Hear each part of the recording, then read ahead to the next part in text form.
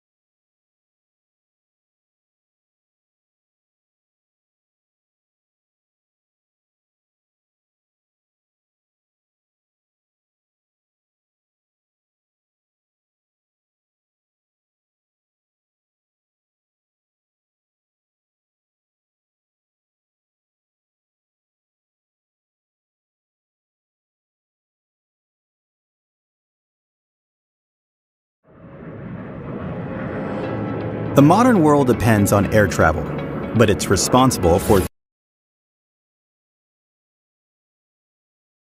decline 300% by the middle of the century if no action is taken.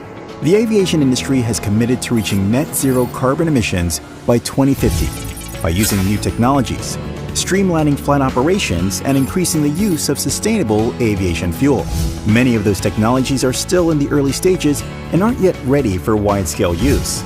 Sustainable aviation fuel, on the other hand, is what's known as a drop-in solution, which means it can be used with existing fuel infrastructure, airports, and planes. It's made from renewable biomass, including agricultural waste and used cooking oil, delivering the same performance as fossil-based jet fuel, but with a fraction of the emissions. That means sustainable aviation fuel is cutting carbon right now. The sustainable aviation fuel produced by Apical's joint venture with Cepsa will reduce carbon dioxide emissions by up to 90% compared to traditional fuel. When it begins operation in 2026, we'll be producing up to 500,000 tons of sustainable aviation fuel every year, helping to make aviation more sustainable.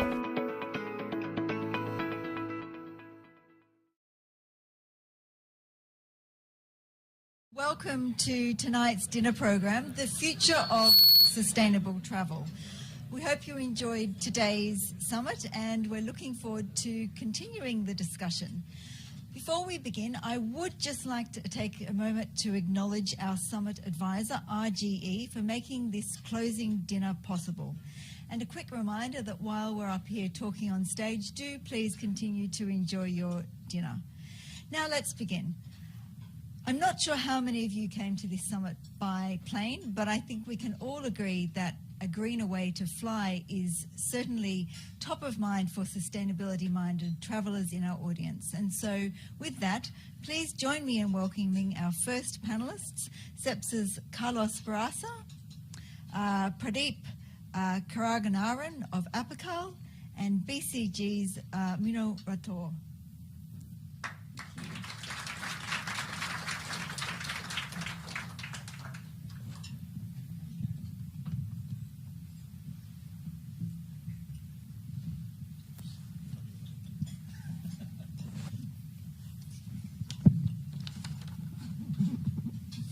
Thank you very much. So we're going to be talking a little bit about sustainable aviation, from ambition to action, with a particular focus on sustainable aviation fuel, or SAF. And I am conscious that Cepsa and Apical recently struck a deal just back in April in Spain to spend about $1 billion developing a plant that will eventually, I hope I'm correct, produce about 800 tonnes by 2026 of either SAF or renewable diesel, which is about 25 million gallons. Now, at the moment, the world's aviation industry is currently using about 100 billion gallons a year. So that's just a drop in the bucket for what we actually need to power something like 25,000 planes in the world's commercial fleet. So, Carlos, perhaps if I could direct the first question at you. Supply, or lack of it, is this the major challenge in SAF as you see it? Well, thank you, Katrina. I think that we definitely need to scale up the sustainable aviation fuel. Unlike other hard-to-abate industries, the pathway, the technological pathway for decarbonizing aviation is pretty clear, both in the short, medium, and even long term. So I think that the big challenge that we have ahead of us is how do we scale up an industry that is by nature global, but currently is organized either country or maximally regionally. One of the key issues in this business, and as we think on scaling up, is we still have a patchwork of regulations, mandates across the world that make it very difficult for investors to understand and predict demand, and for airlines to have a very clear framework within which operate. Pradeep, one of the other issues with the sustainable aviation fuel, of course, is what goes into making it. And Apical is, the world's biggest producer of palm oil and feedstock. what sort of other things can be used to make sustainable aviation fuel, and where does feedstock come in? Just a little bit of a correction on the volumes earlier. It's 800,000, a couple of zeros missing at the back. So, and it's actually a million tons of production. So currently what you have is what you call a HEFA technology, which uses liquid-based waste and residue to convert to basically sustainable aviation fuel. But I think there is more technologies that are being tested at the moment to look at solid-based waste and residue to be converted. So if you look at the global requirement for jet fuel by 2030, I think it's roughly about 500 million metric tons. And even if you take a 5% mandate for SAF, you're looking at 25 million tons. And then if you add the road transportation, the fuel, the sustainable fuel, or rather renewable fuel that's required for the road transportation as well, you're looking at something like 50 million tons. And today, you do not even have 5 million tons available as far as capacity is concerned. So the capacity will come into play. And as far as we are concerned, I think, looking at the supply and demand, the HEFA technology is possible to convert roughly about what the world requires until 2030. But the challenge is what's there 2030 onwards. And that's where the new technologies have to come into play. So what needs to be driving this? Because, ultimately it's the airlines that are on the front line of this, but they're not making the planes and they're also not making the fuel. So is it governments that need to lead this push? Perhaps Manal, you'd like to jump in?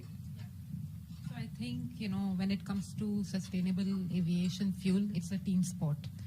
It requires many different players in the ecosystem to come together. SAF itself is quite beautiful in the way that it's a drop-in fuel, right? So your last mile logistics doesn't need an upgrade. All of that can exist as it does.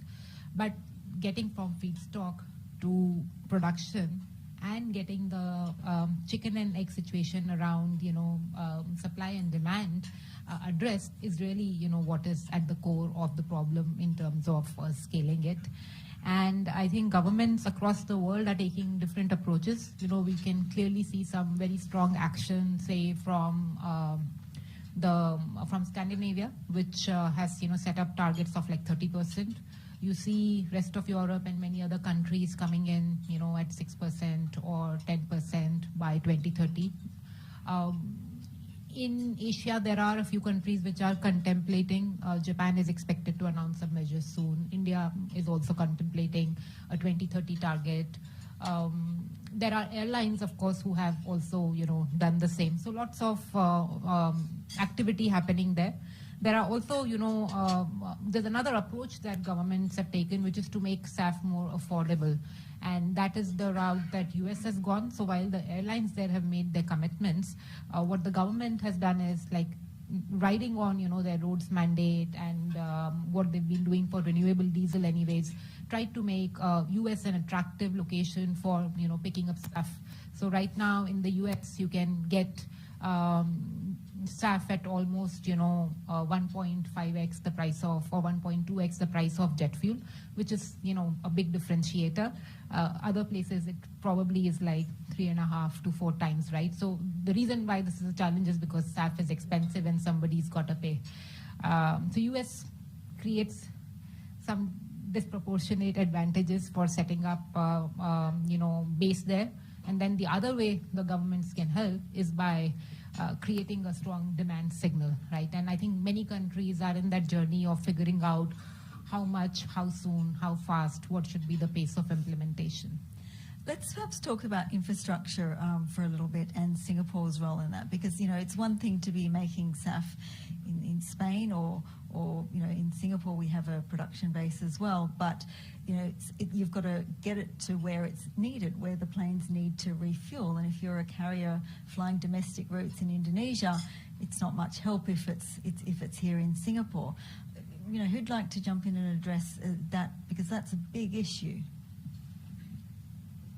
Well, I think that from a European perspective and talking from Spain as an operator who's been supplying airlines for the last 40 years, what I have to say is, first, it makes a big difference if you're an incumbent who has been supplying airlines for decades, because it's not only a question of infrastructure, it's also a question of capability. You need to have, the safety standards and security to supply, airplanes day in and day out, and that's not easy to build in a market that is really constrained. You need to have specialized people. So it's not only the hardware, the infrastructure, it's also the software, it's the people and the skills that we need to build. So incumbent players have definitely an advantage. In Spain, we have, on top of that, one of the most efficient fuel distribution systems, fully integrated pipeline north to south and east to west, that allow us to, again, through mass balance, supply airlines wherever they are, regardless the locations they come from. And again, I recognize that might be a little bit of an unfair advantage relative to other countries, but we are confident that in Spain we have a really efficient system that as soon as we get the green molecules into it, will provide airlines with a very cost-efficient system. And then just a couple of months ago, and together with our partners from Apical, we did a launch in Seville. It's a busy airport, not one of the main airports in Spain, but we partnered with 6 of the top airlines in Spain and with infrastructure operator. And that tells you the challenges that we're going to have to overcome as we transition to green molecules. It was really difficult to get a simple track with the molecules and deliver it to airplanes. It was the whole logistic that had to be put in place. So definitely when we talk about cost, to me the cost of SAF is only, of manufacturing SAF is only a fraction of all the costs that we need to look at. And then, as you said, the distribution, the last mile is an important consideration. But in terms of, Singapore, we were talking earlier, and Singapore's place in that sort of chain, we're at an advantage here, really. Yeah. So, yes, Singapore definitely. So being an international hub for both business as well as aviation, Singapore has to have that mandate in place sooner. I think they're hopefully they're going to come up with something very soon, because it's something to got to a bit with the reputation factor as well, because you are a leading ASEAN hub, so hence you have to be the leader as well. And we are already seeing Japan in play, and country like Thailand is probably on its way to announce as well. So it's going to put a bit of pressure on Singapore, because for whatever it is, as far as ASEAN is concerned, Singapore is the leader when it comes to logistics, and especially both the sea and the airports are concerned. So hence they will do something. But leaving that aside, even if you look at palm oil, the supply, which is almost 45% or 50% of the global edible oil supplies, and that in itself has the waste and residue possibilities.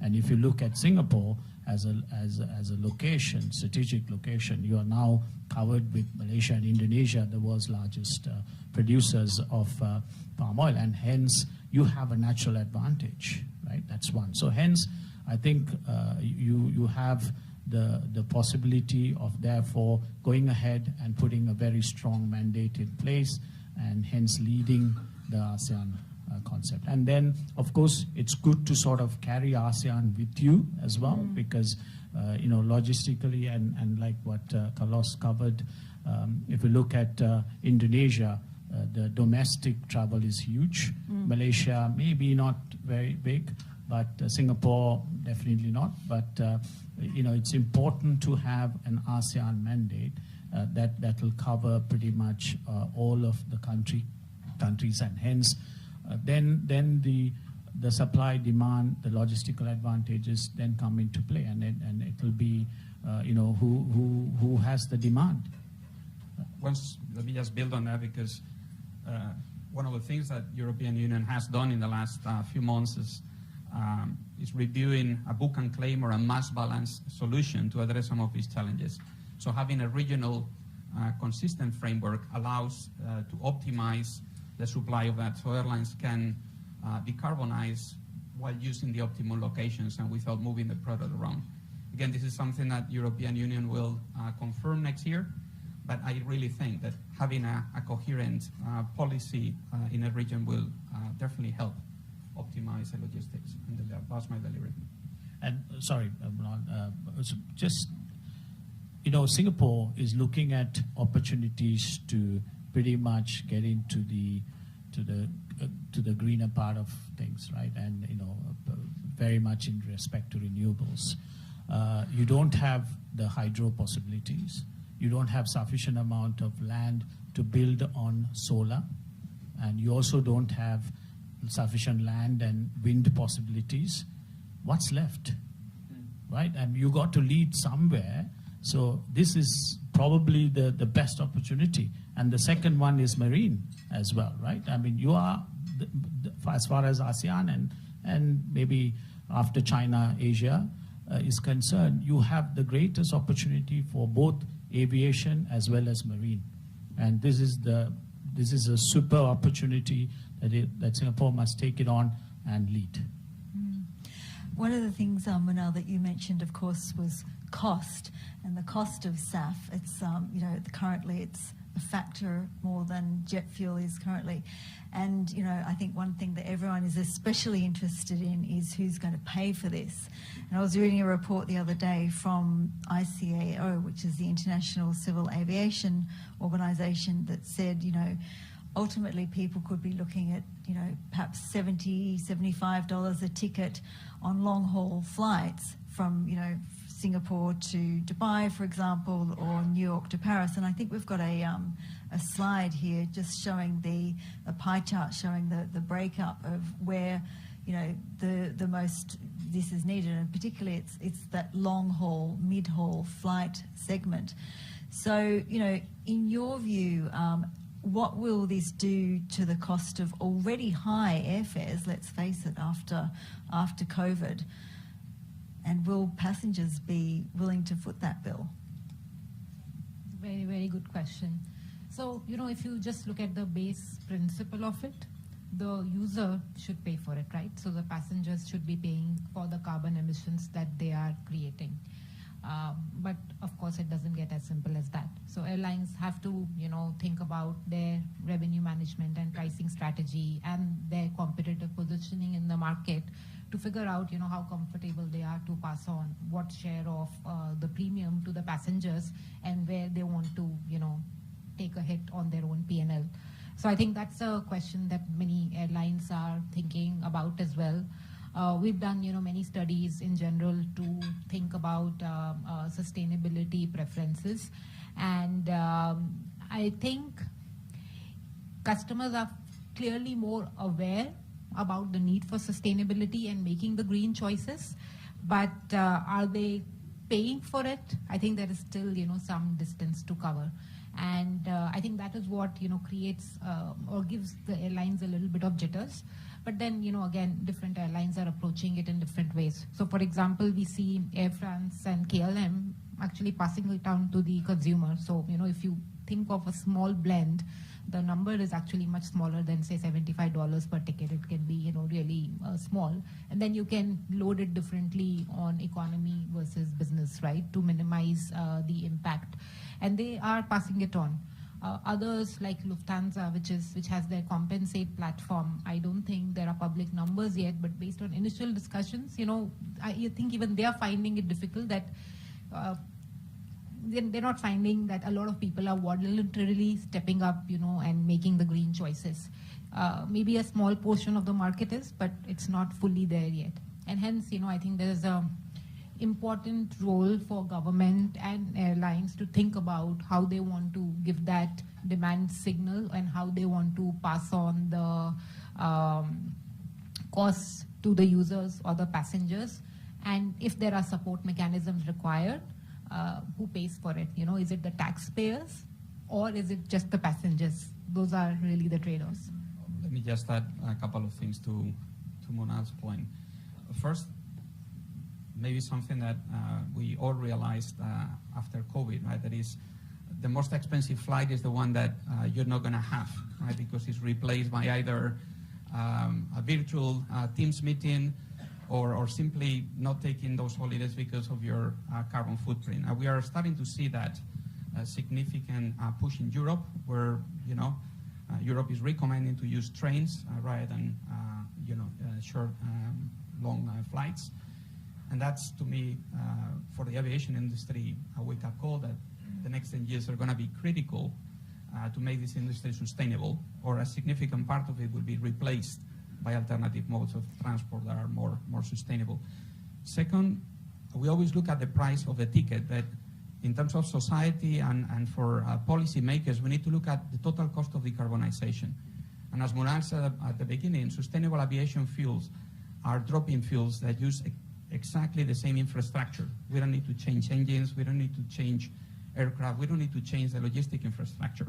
So in terms of societal cost, that's the bigger ticket. I really think sustainable aviation fuel is a ready now solution that I think is cost effective and help us to decarbonize immediately. And then finally on consumers, I definitely agree that no one will voluntarily say, I want a more expensive ticket, although I probably pay between 20 and 30% more for my flight to Singapore this time than 3 years ago, right? And no one is complaining. Everyone is crazy. Airports are full. So there is something that is changing in terms of the perception. But we have, in CEPSA, we are seeing it, and that's the reason why we are accelerating our plans to build this new plant. We are starting to see, private companies, corporates that are willing to pay a premium today, for these flights to be decarbonized. So again, early days, early adopters, but definitely a very clear trend and direction of travel.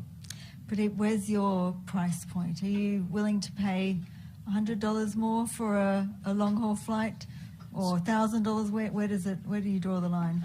So maybe a question here, right? So how many maybe of a show you? of hands. Yeah, so how many of you, if you are traveling economy, say $7 extra from here to London, how many of you are willing to pay that? $7. Yeah, fantastic. I did this in the office and I got 2 hands. So, and if you are traveling business class, how many of you are willing to pay $80 extra for the same flight? And if the company is paying, how many of you are willing to pay? There you go.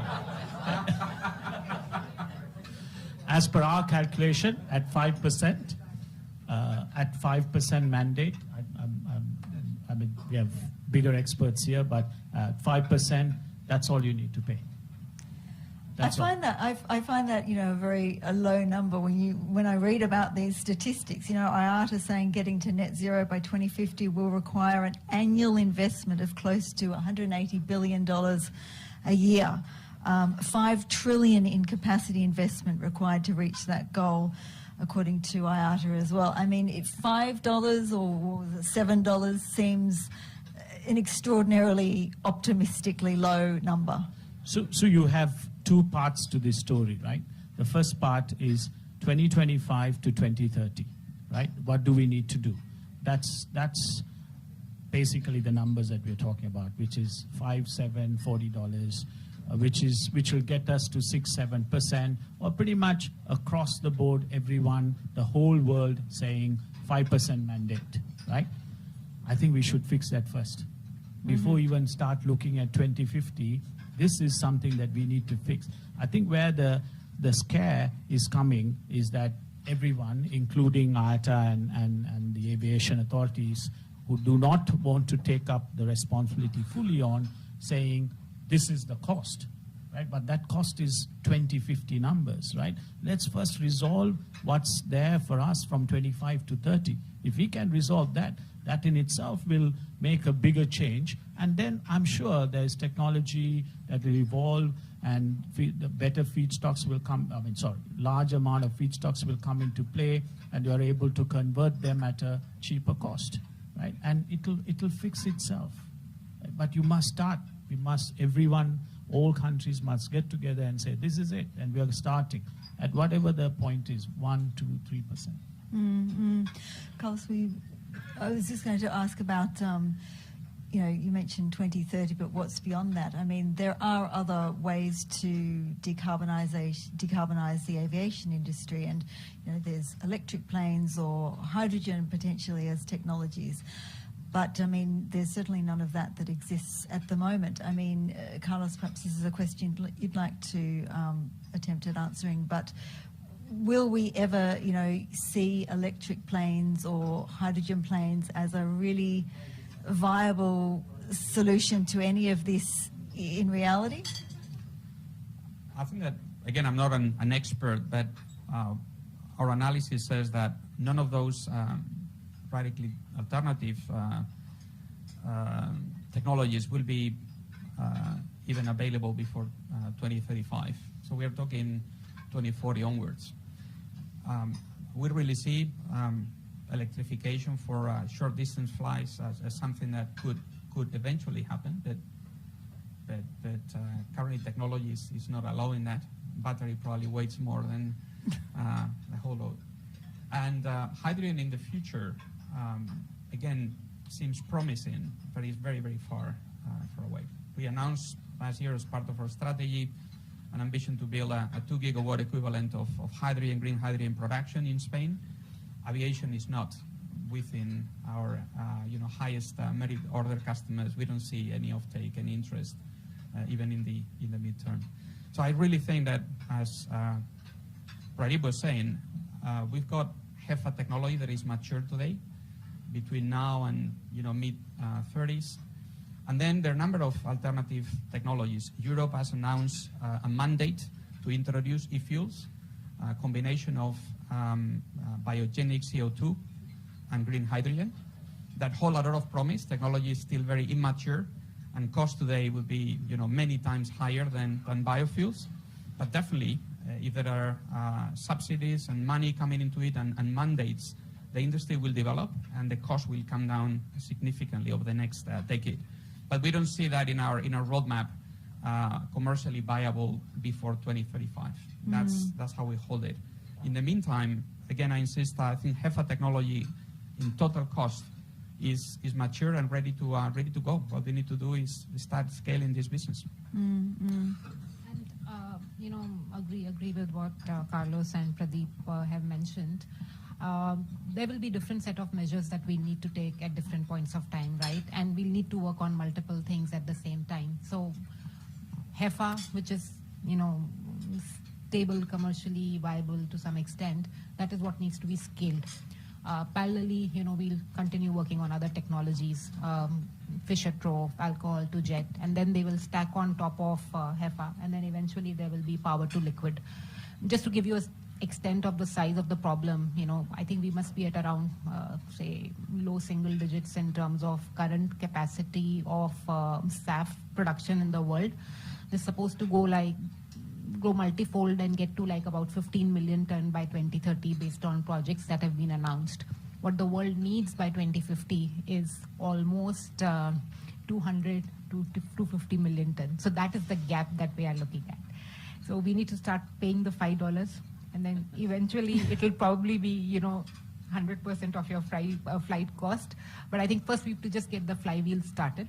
It's not an easy problem to solve, but we have to make an attempt to solve it. How does that sit against the markets where flying is relatively new? I mean, we're seeing amazing growth coming out of places like India and China. Huge swathes of those populations have not actually taken a plane, as unbelievable as that may sound, and yet they'll be facing massively higher costs in airfares, potentially, post 2050 than we are today. So, how do we tackle that, and how can we make that fair, if that's possible? So, like India and China, last few years have been difficult for some regions, but overall, last decade has been decent and sound growth. Many people are coming out from, the bottom of the pyramid to the middle class and, will start to travel, already traveling. I mean, for the unacquainted, if they already have to pay the green premium, and if that's the thing, they will pay it, so that's okay. And just as, rest of the world, in the last few years, domestic airfare prices have also gone up and people have paid for it. GDP per capita has also, increased in these countries. So I don't really see it as a big deterrent. I think what is really needed is, thinking about how will you support both demand and supply side, and then, the airlines and fuel producers, they will figure it out on how they want to manage the costs on their side and pass it on to the passengers there. So even India is, for example, considering 1% SAF blend mandate by 25 and perhaps taking it to 5% by 2030. Okay, well, look, I think we are almost out of time now. So please join me in thanking our panelists, and thank you all very much. Thank you. Thank you. Okay, so now let's, thank you. Thank you. Now let's shift gears a little bit to the other parts of a traveller's journey, from touching down at the airport to the hotel and all the local activities that you might enjoy from there on in. Please join me in welcoming our next panellists, Jeremy Anair from Pan Pacific Hotels Group, Jason Lowe of Tribe, and Changi Airports Group, Gerald. Oh, thank you.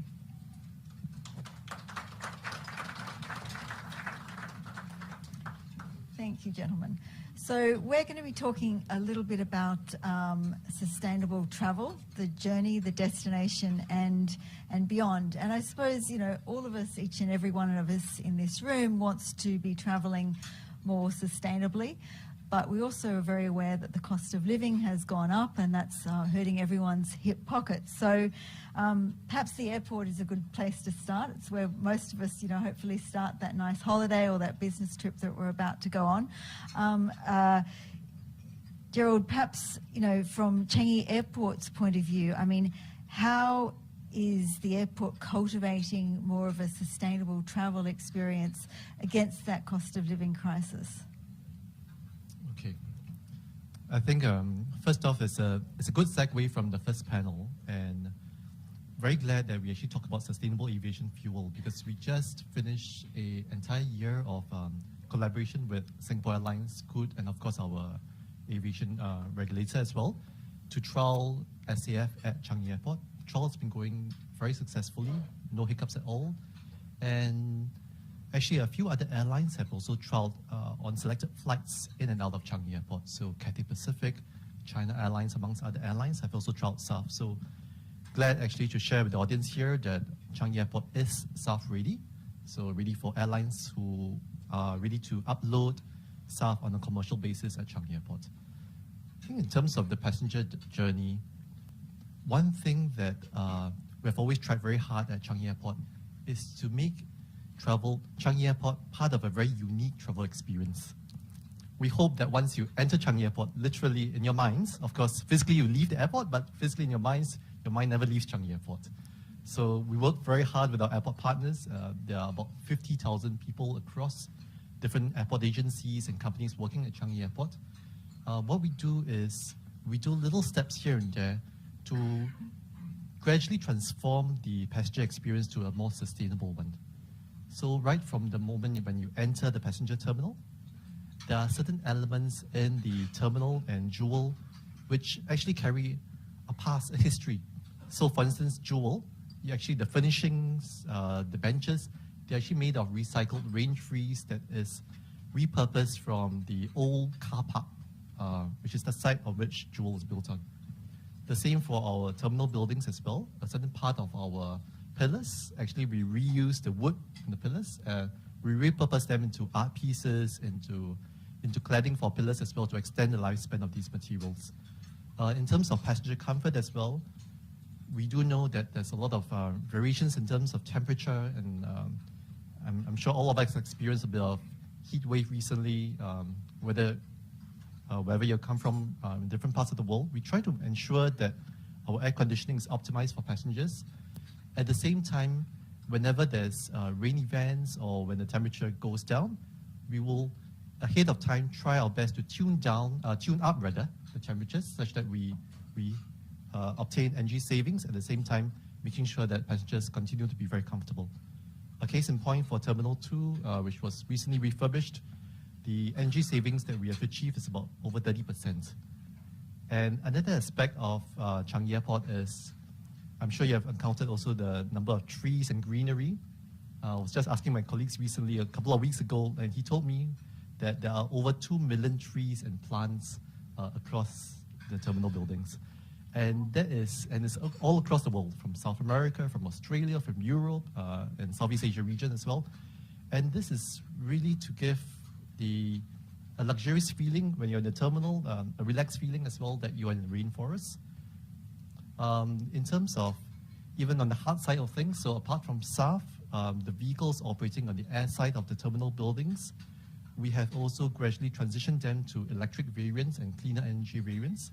So all the baggage tractors that go in and out of the baggage sortation areas and to the aircraft, all of these are now electrified. It's not only helpful in terms of the environment, it also helps our airside workers because they have reported that in terms of their health and safety, they're very pleased with this. We are going forward to electrify more of our vehicles on the airside. So these are maybe just snippets of what we're doing to transform the whole passenger journey. And Changi Airport is certainly, always winning awards for that sort of thing. And this is something that passengers just get to experience when they're coming through Changi Airport. But I suppose the next stop of their journey is often the hotels, Jeremy. And perhaps, this is where passengers get to, or, people get to exercise a little bit more say. They might drop their towels on the bathroom floor, even though there's always that sign saying, please hang them up if you want to reuse them. They might actually want the little packages because they take them home and they keep them as souvenirs. So how does the Pan Pacific Group kind of deal with this? You can't control what people do in a hotel room, but you still want to make your properties and your offering as green as possible. Yeah, I think that's a very good question. I think most hotel companies today have sustainability programs. You've probably been in hotels where, they have reusable towels, so rather than getting your towels changed every day and your sheets, you can make that choice. So that's putting it back into the hands of the consumer to make those choices themselves. I think Pan Pacific Hotels Group has made a very bold decision in actually creating a brand that revolves around sustainability. So within the group, we have Pan Pacific, which is our 5-star luxury brand. We have our Park Royal brand, which is based around local communities and engagement with local cultures. So if you have a look at the 2 Park Royal hotels here in Singapore, we have one on Beach Road and we have one in Kitchener near Little India. So they're really integrated with the local community. And then we have our Park Royal Collection brand, which is based all around sustainability. So that's a bold step. You say, okay, so how do you make a brand completely around sustainability? And it takes a lot of commitment because it's not just about activating sustainable practices, which is what everyone else is doing. It's actually about creating a brand that has biophilic design. So even before you build the building, you have to be thinking about what destination you're creating. What is it that's going to attract people to come and stay at your hotel versus other hotels? So, for example, I'm not sure if you're familiar with our Park Royal Collection Pickering, but this was built over 13 years ago, designed by Woha. And a biophilic design basically means making that connectivity between nature and the building more connected, so that people feel like they're more closer to nature. So you have that sort of more zen feeling when you come into a space. It's more relaxing. And so when they designed that hotel, when you approach it from the outset, you'll notice that they have these beautiful gardens that flow down the side of the building. It's like an inverted rice paddy terrace. And this actually, the gardens on the side of the building are actually 15,000 square meters of a lush tropical garden, which is 2 times the footprint of the building that it sits on. So you can imagine if you were going to say, okay, I want to make a statement with making sure that I'm being conscious of the environment, it would be 2 of those city blocks next to each other, which would just be park. That's the amount of lush gardens on the outside. it's not just aesthetically beneficial, but also that garden actually keeps the building cool. So, we have lower temperatures, which means less air conditioning. We're physically changing the environment of the hotel for that space. That garden is actually fully self-sufficient. So we have new water that we use to irrigate the garden, as well as collected water. So we have collection drains that form in a tank on the 10th floor and irrigate all of the plants. So it's fully self-sufficient. Not only that, in the design of the building, they have smart glass, which all of the glass panes throughout the building are helping to reduce UV light and solar, reducing the internal temperature of the building by 2%. Again, just making sure that we are using less energy. They have all of the corridors that lead to the guest rooms and the public spaces are actually outdoor. So they've been designed to ventilate the space to keep it cool, even so it's outdoors, but then also reducing that amount of space that we have to air condition. And hopefully, staying in a building like this also makes travellers more conscious of their own actions as well. They're not going to dump the towels on the floor as much as they might when they're surrounded by all of this goodness. You're absolutely right. I mean, it's an experience. It's an iconic building. Yes. It's probably one of the most Instagrammable hotels in the city, other than perhaps Marina Bay Sands for different reasons. But people will go there because they recognize what this brand stands for. But it's also the experiences that they have in the building. So you can go to the top floor and there's an urban garden there. So basically we farm fruit and vegetables and herbs, and we actually take farm to the table within the building. Literally. And incorporate that into the menus in the hotel. So it's really experiential. It's not just making a statement. It's not just your choice. But when you stay in that place, it's a destination. You'll choose to go there because of the building and the way it's been designed. Sorry. I was just going to say, Jason, from a tour operator's point of view, how are you approaching the concept of sustainable travel? So for the tour operator's point of view, it's a drop in the ocean compared to hotels and airports and stuff like that. I think it's very nascent. Not a lot of companies are doing it, and I think partly that's driven by the demands of the customer, if there is any at all. But for the way I look at it was, how does sustainable travel, responsible travel apply to the tour operator industry, especially for companies that are based here or in Southeast Asia or Asia, right? So for Singapore's context, the way I looked at it was that there are all these like pillars of what's sustainable travel. But for me, the way I distilled it was that there is the awareness bit. So what's the story you want to tell? That's the premise of the tour. Like, what do people want to... So for this part of the world, it's very unique. Would probably be food wastage, themes like that would appeal, because that's a big drive towards reducing food wastage. And the second one could be about water sustainability, which Singapore does really well at. So it's the content, it's the three pillars, right? So it's the content. So awareness, that's how you choose, because we can't be talking about rainforest when we don't have any here, right? I mean, Jewel is a good example of kind of a pseudo rainforest, but you know what I mean. So it has to be applied to this part of the world in Singapore. And the second, obviously, is the impact of communities and also inclusivity. So what's the impact? A lot of corporates now are coming to us. Well, not a lot, but last year we start getting the early shoots where people are saying, I no longer just want to do a day one, just a tour. I want to do something that give me a tour, a normal tour of Changi Airport or whatever, or Gardens by the Bay, but for day two, give me something that has meaning, like I can contribute to society. So two communities that I think that we sort of serve in a way is, let's say, for example, we talk about food wastage. It could be corporate saying that in the morning half we do this tour, but can we do something about food wastage? So hotels, buffets, like after a certain time they throw away the food, but there's a kind of an hour between 2 to 3 that food's still okay to be eaten. So rather than waste it, corporate saying, could we mobilize our entire corporate team and pack that into bento boxes and give it out to families that need it. Right? Yeah. So these are things that have real impact. Nobody wants to sit and listen to water sustainability like a download. They want to do something. So there are companies that are saying, don't just give me a one-day tour. Give me something else. Give me something that my team can do.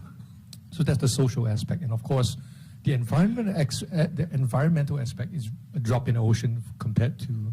So the only thing we can do is things like, let's say, for example, the use of electric vehicles. And again, that is really much driven by what the customer is telling us. If the customer is saying, we absolutely insist on having that, then of course we would go to our transport operators and tell them that this has to happen. But arguably, economies of scale matters there. So I think more of that would move the needle if it's from corporates as opposed to the FIT, free and independent traveler. I'm interested in talking about what the consumer wants, and I'd be curious as to your views. Post-COVID, do you think the pandemic has made us as individual travellers more conscious of sustainability, or are we greedier in terms of revenge travel? We're out to do our once in a lifetime trip. Greenness sort of be damned. What do you guys think?